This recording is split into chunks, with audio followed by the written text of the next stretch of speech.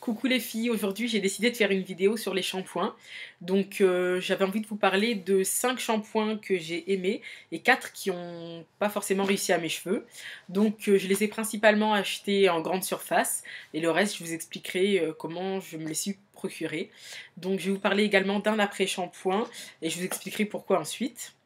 Avant de commencer la vidéo, je vais vous montrer en fait où j'en suis niveau longueur, parce que je vous parle de ma routine capillaire, et je voulais vous montrer où est-ce que j'en suis de la pousse de mes cheveux en fait, pour voir si ma routine capillaire convient à mes cheveux. Donc j'ai un peu modifié ma routine, voilà, je me suis concentrée sur certains produits, donc je ferai sûrement une vidéo dessus pour faire le point.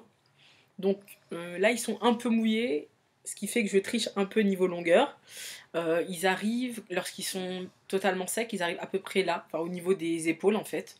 Donc voilà, j'ai pris un peu de longueur, sachant que j'ai toujours en fait des pointes qui sont... enfin, j'ai beaucoup de pointes qui ont des fourches, ce qui fait que ben, ça casse au fur et à mesure. Donc mon but c'est finalement d'arriver à plus avoir de casse du tout pour optimiser la longueur et les voir pousser voilà, harmonieusement et puis que la pousse soit pas freinée par la casse. Donc pour commencer, je vais vous parler des shampoings que j'ai pas forcément aimés. Donc j'avais acheté celui-ci, c'est de L'Oréal. Donc c'est un shampoing anti-casse, shampoing réparateur. Donc c'est celui-ci. Hop. Alors voilà, je sais pas si vous voyez bien. Alors, je l'ai testé et j'ai pas du tout aimé parce que il rend mes cheveux secs en fait, ce qui fait que dès que j'ai fini finalement de laver mes cheveux et que je les sèche, si je l'utilise pas en fait après shampoing, mes cheveux sont très secs. J'ai l'impression que dès que je passe la main dans mes cheveux, ils vont casser, ils sont rêches un peu comme de la paille. Donc il a beau être anti-casse, en tout cas moi qui ai les cheveux secs, bouclés et assez fins à la base, j'ai vraiment pas aimé ce shampoing. Après, avec un après-shampoing, je pense qu'il peut convenir à certaines ou à certains. Voilà. Mais c'est pas pour mes cheveux. Je dis pas qu'il est pas bon, puisqu'il convient à ma mère, par exemple, qui a les cheveux entre bouclés et ondulés, qui sont secs aussi. Mais moi, j'étais déçue parce que j'étais pressée, en fait, de l'essayer. Et il convient pas à mes cheveux. Donc voilà, c'est ma première déception. Ensuite, j'avais testé, pardon, je crois que je l'avais acheté chez Naturalia, en tout cas dans une boutique bio sur Paris. J'avais testé celui-là de chez Logona, donc voilà, il se présente comme ça, c'est un shampoing à l'ortie. Donc, il est indiqué tout type de cheveux. En général, quand il est indiqué tout type de cheveux, si on a les cheveux secs, faut oublier parce que ça convient pas aux cheveux secs qui sont voilà, qui ont des besoins spécifiques. Donc, sachant que moi j'ai appris ça après, les shampoings à l'ortie, c'est principalement pour les cheveux gras. Donc, c'est très bon pour les cheveux gras, voire cheveux dits normaux. Donc il est pas pour moi, il convient aussi à pas mal de filles, j'ai pu voir ça sur internet, mais pas pour mes cheveux secs. Donc il les a rendus mais secs, j'ai jamais eu les cheveux aussi secs qu'après ce shampoing. Donc définitivement pas pour moi.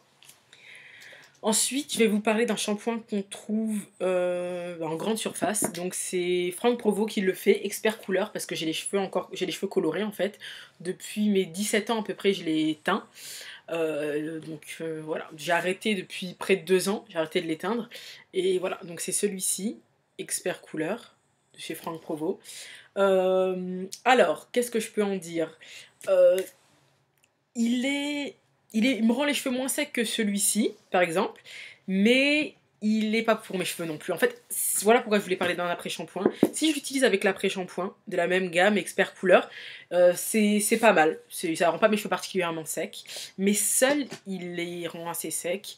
Voilà. Ils sont pas faciles à, à démêler ensuite. Enfin, c'est pas agréable à utiliser non plus lorsqu'on a les cheveux secs. Donc je pense que c'est une gamme à utiliser lorsqu'on a les cheveux, je sais pas, par exemple raides ou juste ondulés et pas très secs. Surtout, ce qu'il faut retenir. Moi, en tout cas, pour mes cheveux secs, ça n'a pas été ça. Donc je ne conseillerais pas cette gamme pour les filles qui ont les cheveux finalement assez secs ou durs à démêler et qui ont besoin d'un shampoing un peu plus spécifique. Ensuite, je vais vous parler du dernier shampoing que j'ai pas forcément aimé acheter, finalement je regrette d'avoir acheté, et que j'ai pas aimé tester, c'est Herbal Essence. Donc, c'est pas écrit en français de ce côté-là, mais là c'est, alors, pointe soyeuse, shampoing protecteur pour les pointes fourchues. il y a écrit avec l'extrait de framboise rouge et soie pour cheveux moyens ou longs.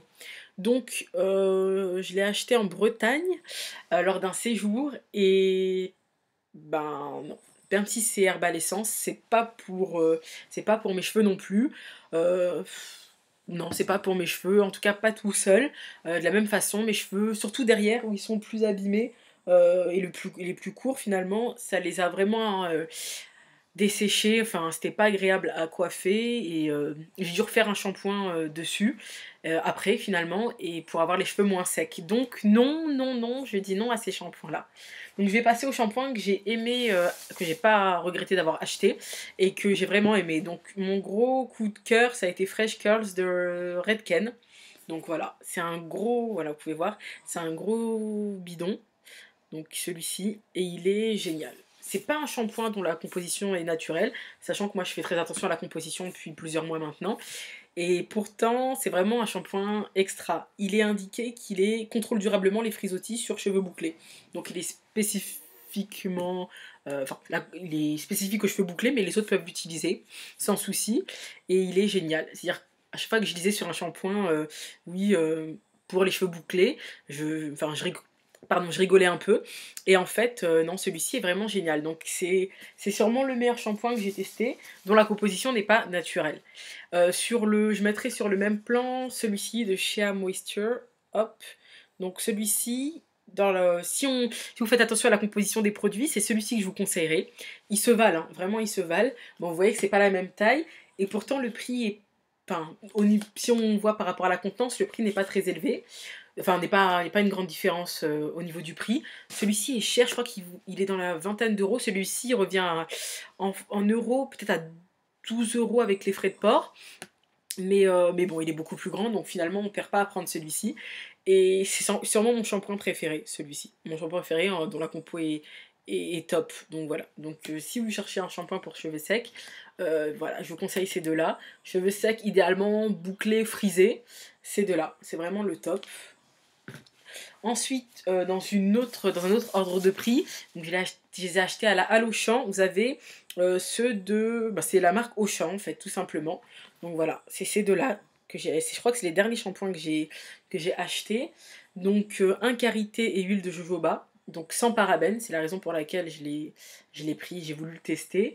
Et ensuite, sans parabènes et sans silicone. Et celui-ci, c'est argan et miel. Voilà. Donc ils se valent aussi. Ils sont vraiment pas mal. Pour le prix d'euros, même pas 50, ça vaut le coup d'essayer si vous cherchez un shampoing sans parabènes, sans silicone, et dont le prix est abordable. Donc vraiment, je vous les conseille. Foncez si vous cherchez un shampoing pas trop cher et bien pour les cheveux secs comme les nôtres. Ensuite, celui-là, bon, il est très connu des filles aux cheveux crépus, frisés, bouclés et surtout secs. Donc c'est ultra doux de Garnier, à l'huile d'avocat et beurre de karité. Cheveux très secs ou frisés, moi je dirais très secs et frisés en fait. Donc il est vraiment pas mal du tout. Moi je préfère l'utiliser avec l'après-shampoing. Voilà, il est sans parabènes, c'est indiqué ici. Et voilà, il est vraiment bien comme shampoing, il sent bon. Ouais, il sent bon et voilà, c'est vraiment un bon shampoing. Rapport qualité-prix, c'est vraiment le shampoing que je vous conseillerais. Donc au niveau de l'efficacité, ces trois-là se valent, ouais. Je mettrais peut-être un petit plus pour celui-ci, mais au niveau du prix, donc si vous voulez choisir entre les trois, ils sont largement moins chers. Et niveau efficacité, il est quand même mieux celui-ci. Voilà, donc j'espère que ma vidéo vous aura plu et vous aura aidé dans le choix de vos shampoings. Et puis je vous fais de gros bisous. À très bientôt. Ciao.